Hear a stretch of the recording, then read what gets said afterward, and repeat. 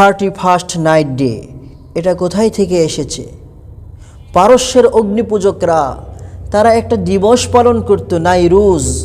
ফার্সিতে নাই মানে নতুন, রোজ মানে দিন, নতুন দিন, নববর্ষ তারা পালন করত এবং এই দিবসটাকে তারা নিজেদের ভাগ্যের প্রতীক বলে মনে করত।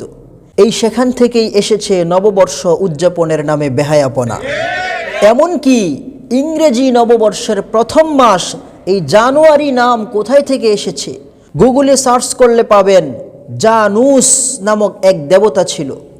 প্রাচীন রোমের অধিবাসী যারা ছিল তারা এই জানুস নামক দেবতার পূজা করত।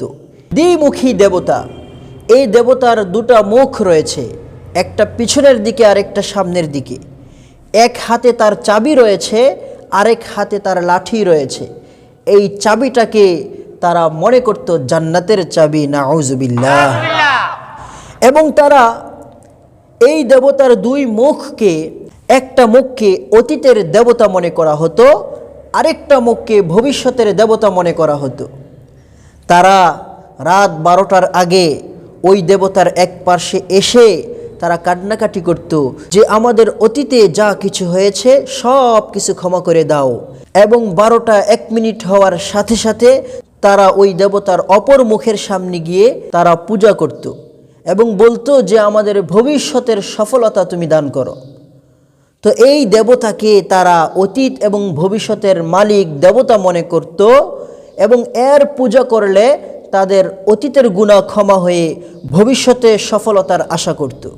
সে জানুস নামক দেবতার নাম থেকেই এসেছে জানুয়ারি মাস। এবার বুঝতে পেরেছেন যে ইংরেজি নববর্ষের সূচনা কোথা থেকে এসেছে। কিন্তু এই প্রচলিত ইংরেজি সনের সূচনা হয়েছে যিশু খ্রিস্টের জন্মকে কেন্দ্র করে। আর আজকে আফসোসের বিষয়, পরিতাপের বিষয়, আক্ষেপের বিষয় হলো আজকে আমরা মুসলমান হয়ে সেই দিবসগুলো পালন করতেছি। অথচ দেখেন আরবি সনের দিন তারিখ মনে রাখা মুসলমানের উপর ফরজে কেফায়া। আজকে অনেককে জিজ্ঞাসা করলে হয়তো অনেকেই জানবে না আজকে আরবি কয় তারিখ, কিন্তু ইংরেজি ঠিকই বলতে পারবে। হ্যাঁ, ইংরেজি তারিখ জেনে রাখাটা এটা অন্যায় নয়, বরং জাগতিক দিক বিবেচনায় আপনার ইংরেজি তারিখ এটাও মনে রাখা আপনার কর্তব্য। কারণ আমাদের অফিস আদালত, কোর্ট কাছারি, শিক্ষা প্রতিষ্ঠান সব কিছুই হিসাব করা হয় ইংরেজি সন হিসাবে।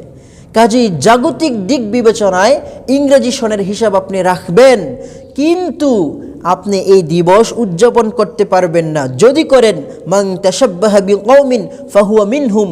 রাসূলের হাদিস, যে কোনো জাতির সাদৃশ্যতা অবলম্বন করবে তার ওই জাতির সাথেই কাল কিয়ামতের ময়দানে দাঁড়াতে হবে।